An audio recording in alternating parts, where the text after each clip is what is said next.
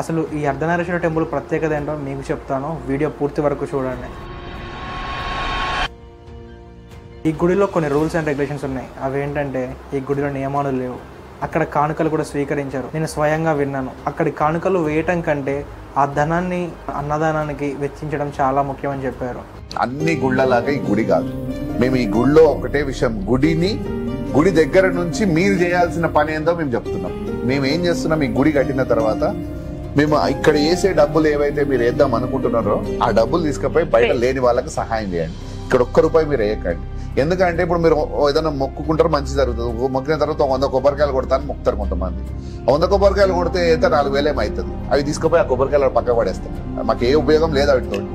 అదే 100 కొబ్బరికాయల పైసలు తీసుకెళ్లి లేని వానికి సాయం చేస్తే ఒక కుటుంబాన్ని, ఒక జీవితాన్ని కాపాడిన వాళ్ళం అవుతాం. ఇప్పుడు ప్రతి సోమవారం ఒక 1/2 లీటర్ పాలన్న శివయ్య నెత్తి మీద పోసేస్తాం. అవి ఎడిగిపోతున్నాయి, మోరిలేకపోతాయి. చాలా మంది అవే 1/2 లీటర్ పాలు తీసుకెళ్లి లేని వాళ్ళ పిల్లలకు, గరీబుల పిల్లలకు తాగిపిస్తే ఆ పిల్లగాడు ఆరోగ్యమైన బాగుపడుతుంది. దేవుడు ఏం కోరుతాడు? నా మీద పోసిన పాలు నేలపాలు చేయని అడుగుతాడా? లేని వాడికి పెడితే ఇప్పుడు సృష్టిలో అందరూ కూడా ఆ శివపార్వతుల బిడ్డలమే.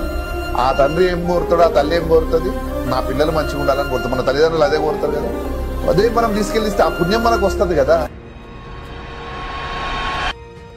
లేడీస్కి పీరియడ్స్ అనేది సమస్యనే కాదు, గుడికి పీరియడ్స్ ఉన్నా సరే రావచ్చు అని నేను స్వయంగా ఆ గుడిలో చెప్తుంటే విన్నాను. సో దీనికి చాలా విమర్శలు వచ్చాయి, కానీ నిజమైన శివతత్వాన్ని తలదన్నడానికి ఏది సరిపోలేదు. అమ్మా, నిన్న ఒక విషయం అడగాల. నీకు పీరియడ్స్ ఉన్నాయి, గుడికి వచ్చినావు, మరి ఏం కాదా?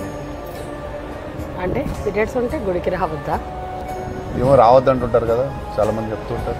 నువ్వు 4 years నుంచి నన్ను చూస్తున్నావు. అదే అందుకోసంకే నాకు ఈ డౌట్ వచ్చి ఇప్పుడు ఆ క్వశ్చన్ కూడా అడుగుతుంది కూడా దానికోసమే. నువ్వు లాస్ట్ 4 years నుంచి చూస్తున్నావు ఇక్కడ నిన్ను.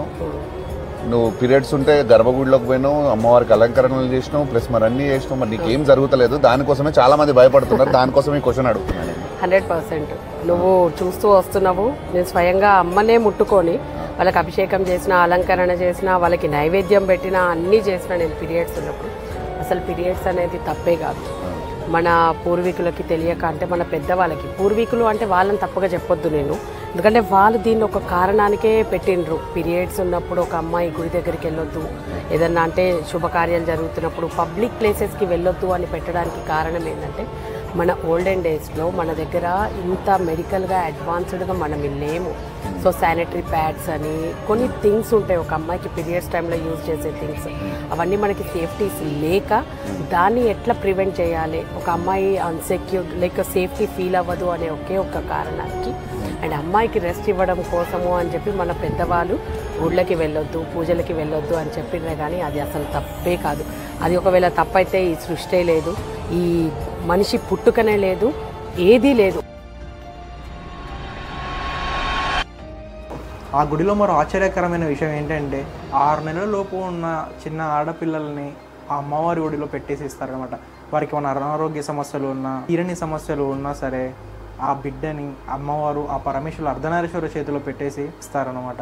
ఇది నేను ఎక్కడా వినలేదు, ఫస్ట్ టైం ఇక్కడ హైదరాబాద్లో అర్ధనారీశ్వర టెంపుల్లో విన్నాను. ఇది స్వయంగా అమ్మవారు వాళ్ళకి సెలవు ఇచ్చిన విషయం అని చెప్పారు. నిజానికి శివుడికి పూజ చేయాలంటేనే శివుడు అనుగ్రహం కావాలి. అలాంటిది ఇలా ఒక గుడిని నిర్మించారంటే ఇది యాదృచ్ఛికమైతే కాదు. మన జీవిత లక్ష్యాన్ని, పర్పస్ని ఫుల్ఫిల్ చేయాలంటే వారి అనుగ్రహం తప్పకుండా కావాలి. చాలా ఇంటర్వ్యూస్లో చూశాను, ఆ ఆది దంపతులు ఈ దంపతుల చేత ఈ కార్యాన్ని జరిపించారు. ఇంకా చాలా ఇంట్రెస్టింగ్ విషయాలు ఉన్నాయి, అవన్నీ వారి మాటల్లోనే విందాం.